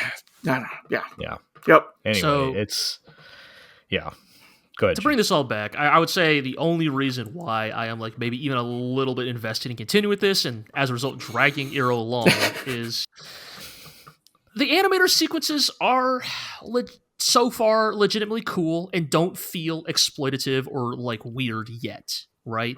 Like these, the grace I will extend to Zenshu is that of the 3 sequences we've seen so far, they do feel like homages. Like they do feel like we are going to like pay tribute to like a specific animator or style or work, and it is a little bit shallow because it is just basically, man, isn't like, hey, remember that cool thing that's way better than this? Yes, but like, to be fair, it is a decent execution of remember that cool thing. Sure, right? yeah. Episode 2 reveal, the thing she animates is an Itano circus, right? The iconic Itano circus, right? The missile barrage that we've all seen in a million anime. According to what Iro told me, Itano came out of retirement to storyboard that sequence. Yeah. That's cool. Fucking cool. That's awesome. Itano has been retired for like 10, 15 years. I wish he didn't come out of retirement for fucking this. But he did. And like, that's actually, there's a part of my heart that goes, all right, you like did the legwork. You actually got the man to come out and do this. Right. That's You clearly have the appreciation for the craft, but yes. you made this like awful like foundation for your tribute to it, right? Like, yeah, like the tributes, like the found, yeah, like the container the tribute is being sold in fucking sucks.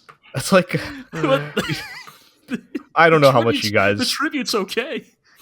It's like this comes up a lot in sports when somebody makes a statue of the person and the statue looks absolutely awful, like nothing like. Yeah, no, I know exactly what you mean. It's like I appreciate the sentiment, but you know. Yeah. Anyway, episode 3. Credit to Iro, he almost nailed it. Okay. We were guessing. We were like, okay, what's the tribute episode 3? Iro guessed Ashita no Joe. Okay, did we get the go to still frame with the Not quite. We got Tiger Mask instead. Okay, well, it's which is like that's the same cardinal direction. Yeah. So you know. All right. Well, people were fighting in a ring, but yeah. I don't remember if I said this last time, but would this be better if it was like that old Bugs Bunny cartoon with just the hand animating? Or man. Like if she had that kind of power instead of she was just like a disembodied hand. Dude, that would be pretty good. I don't know. All right. Well, this would be better if it was Magical Shopping Okay to Benobashi, and you just were being dropped into different worlds of animation, right? Like my yeah. That would be more interesting. Well, my other suggestion to you guys would just watch the clip of the good part, but you know, I guess if you guys are committed to sticking with it, Jill, what else am I gonna watch this fucking season? Like maybe we'll have some backlog to talk about next time. As you've already mentioned, we'll see. All right. Well, let's move along and talk about Sakamoto Days, which you guys didn't watch any more of it? Nope. Okay. No. I don't know what.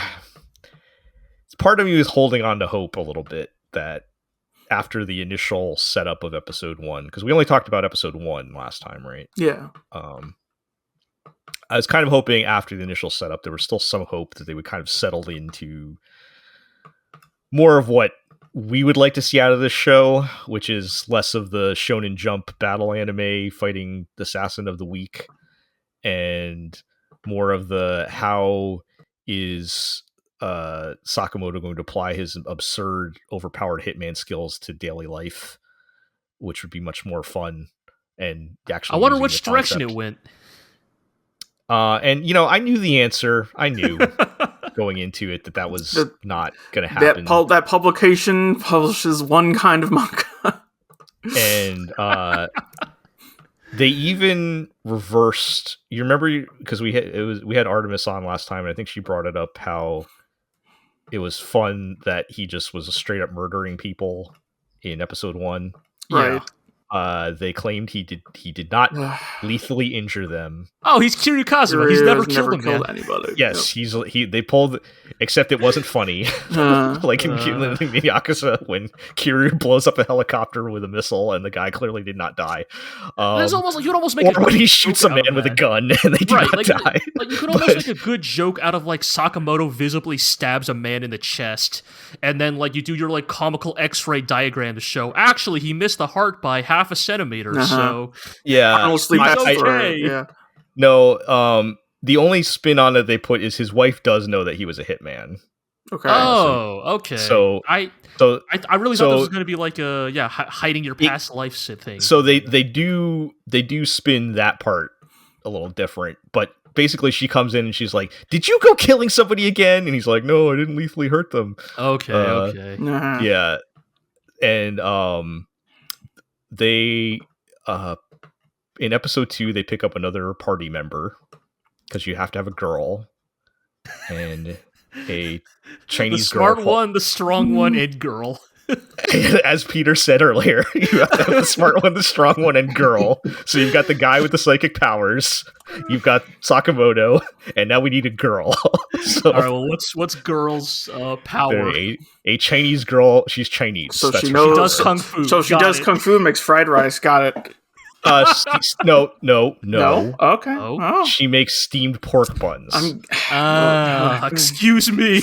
Pardon me. Forgive. So she forgive literally, my. she literally falls from the sky and is being chased by assassins. And she falls on Sakamoto just bought some fresh steamed pork buns, which sound amazing. I might need to get those after this. But she falls from the sky onto his steamed pork buns and ruins them. And he's like, I will help you deal with these assassins if you make me steamed pork buns. Because you're Chinese, clearly you know how to make steamed pork buns. Yep. And Yep. so they give you her whatever backstory about her, dead parents or whatever, I don't know.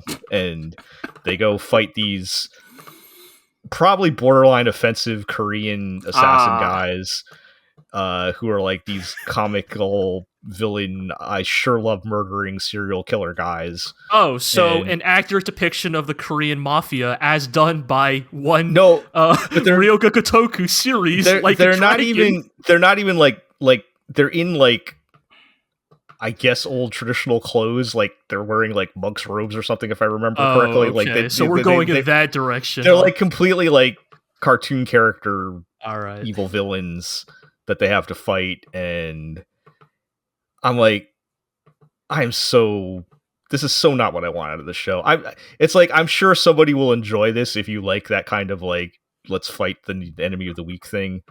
But because I mean, it's fine as far as like the execution and everything, but like the fact that Sakamoto is like, he might as well just be a hitman at this point. Like, he just like, the fact that he's, a kind of this, portly looking middle-aged man has like no bearing on anything other than, maybe a little bit of visual absurdity.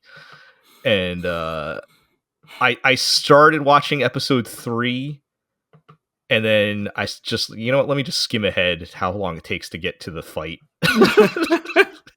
And some other absurd cartoon character assassin shows up. Like, yeah, I'm done. Just look up on YouTube, like, Sakamoto Days, all fights, Yeah, this is just not what I want out of this type of show. And, again, that's a personal preference, I think. You don't have to make the show the way that I want to make the show, but I just think that that's a better way of using your premise when, he could have just been a hitman, like, and it would have been kind of the same same thing. So I think we can cross that one off the list as well. Okay. Unless you guys want to pick it up again, but yeah, I'm out on that one. All right. One more thing I wanted to do before we wrap up this episode. We did have one other recommendation not related to anything on this list. We had a comment on YouTube suggesting that since we liked Girls Band Cry, maybe we should check out the latest Bang Dream series. Now, I both have some history with Bang Dream, and also I have heard some things about this series that it's like goes some places. If anybody's not familiar, Bang Dream is like a very like colorful idol type of series, even multimedia project, right? Yeah, multimedia project type of thing. Not legally idols; they are bands. The girls are all in bands, but it's still like 10 bands with like 50 different cute girls that all kind of look the same but with different hairstyles. Yep. So it's basic. It's this all the stuff you're getting from an idol series. I actually played the game for a while, so I have some history with the usual vibes. And I watched, I think, the first episode or 2 of the original anime, however many years ago that was. So I feel like I'm not going to say I have any great knowledge of Bang Dream. I'm just saying I feel like I know the vibes. You have base level familiarity with. Yes, I know. I have a general idea of what it's about. And I can see why the latest series, which starts with Bang Dream, It's My Go, and then the second part is airing this season, which is Crunchyroll even dropped the Bang Dream from it. They just call it Whoa. Ave Mujica, the die is cast, much more dramatic. And I can see, okay. Yes. I can see why people are making a big deal out of this. Okay. And I'm gonna split my analysis with my thoughts on the show itself, and then the comparison to Girls Band Cry. Because the commenter, to be fair to our commenter, they said they didn't watch Girls Band Cry, but I have seen other people who have watched Girls Band Cry make the comparison. And kind of like the Gurren Lagann thing before, I don't think they're in the same category. But that's not that I don't think the show has anything good going for it either. So I from what I was researched and what they told me in the comment, I went back and watched the first episode of Bang Dream, It's My Go, which was like a season or two ago or something like that, because that's where the story actually starts. And it is very it kicks off with a band breaking up and everyone kind of being, it's very tense and dramatic, and I can are they already arguing in a see- public location?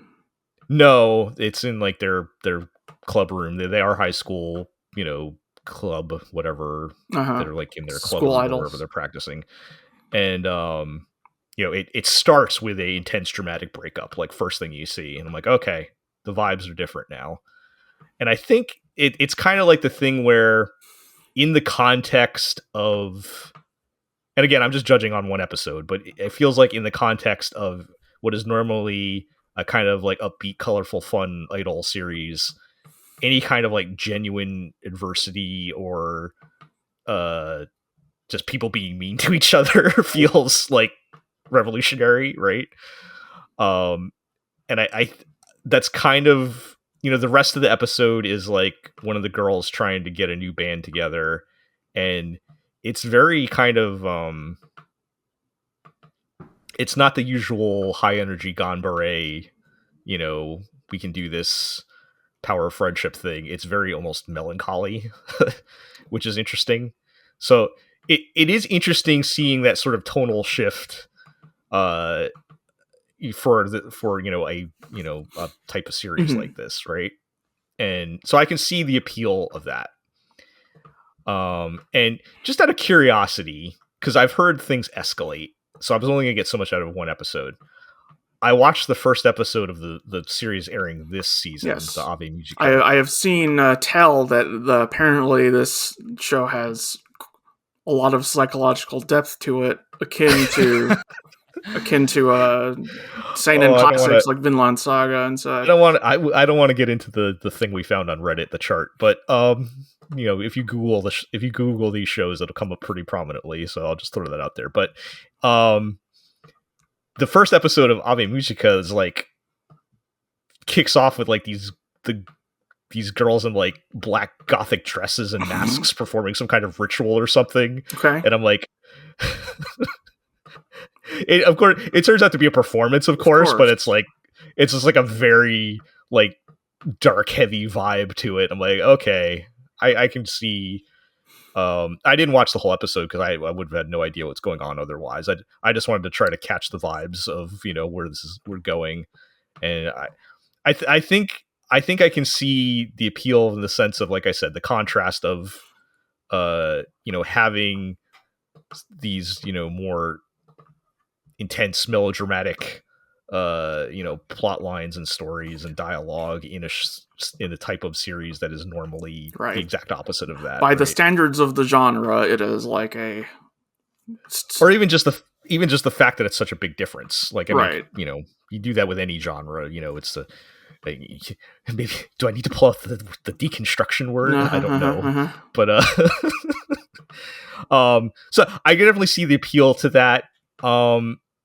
Did I enjoy it? Not really.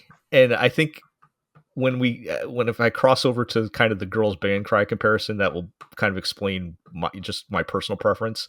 I think I could definitely, I can see the appeal of this and why people like it. I just, for my preference, I don't know if I'm really into it. But if we go over to the comparison to Girls Band Cry, and again, this is almost paralleling to what I was saying with Gurren Lagann. Like, yes, Girls Band Cry has the reputation of having like, you know, band drama and all that, but most of the time, Girls Band Cry is pretty funny, and also, the things going on in Girls Band Cry are more like down to earth, relatable things that human beings do, as opposed to like big melodramatic characters as ideals type of storytelling.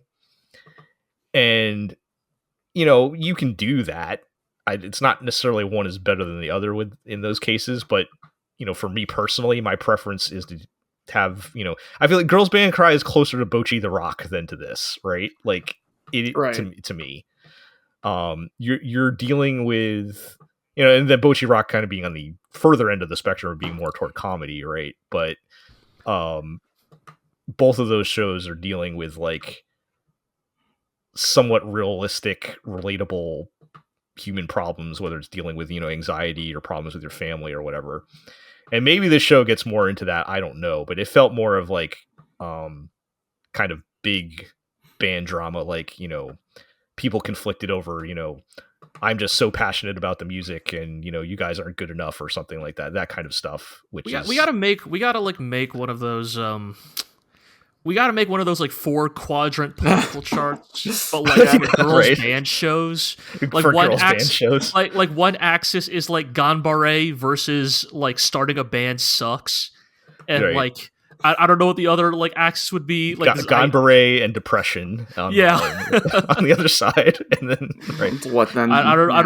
I don't know what the other axis is. This is a work in progress. If you have a suggestion, we'll workshop this one afterwards. But and then we can just place all of the band shows onto this quadrant and like music good, I don't music know what bad. Like, well, I'm kidding. You know, and then just like somehow maybe we'll be able to divine some like grand theory about these shows if we. Maybe the other spectrum is like band to idol or something. Oh yeah, rock band title. Idol group. I could see that. Yeah. So, you know, I think I see the vision, and perhaps if I did invest more time in it, I'd probably enjoy it more. I'm curious, so if anybody is a fan of this and has watched it, like how much does it escalate from episode 1? Am I getting like a pretty good idea from that first episode, or do they go in some crazy wild places? Because if they go crazy wild places, that would. Does anyone get shanked in an alley? Not in episode 1. That's what I want to know, though. Yeah, that's what I'm saying. Yeah, is there an episode? Does anybody reveal that they have a robot arm that shatters after they play? What are they doing about scurvy? Is anybody wearing perfume that hypnotizes the? Their hypnotic titty sweat. Yes. Well, these are high school kids. I don't want to go there, but yes. All right. So that was an interesting experiment, though. So, you know, let me know out there, folks, if that goes some crazier places. All right. With that done, I think we're finished with this episode. That'll do it. I think more of these things will drop off next episode. We always find things to talk about, though. Maybe we'll finally get to backlog and things, but we'll see. Let's do our housekeeping. You can check us out at theglorioblog.com. Follow us on Blue Sky at glorioblog. You can subscribe to the podcast on Apple Podcasts, Spotify, Amazon Music, Podbean, Stitcher, and of course, YouTube, where you can like, comment, subscribe, ring that notification bell, all those good things. Give me another anime to watch. Could be anything. I don't care. Yeah, you know, if you've been listening and you have any idea of what our tastes are, give me something. Maybe we'll make that a regular thing. And hopefully I'll get so many recommendations that I'll regret saying that. But tell your friends, tell your enemies, and we'll catch everybody next time.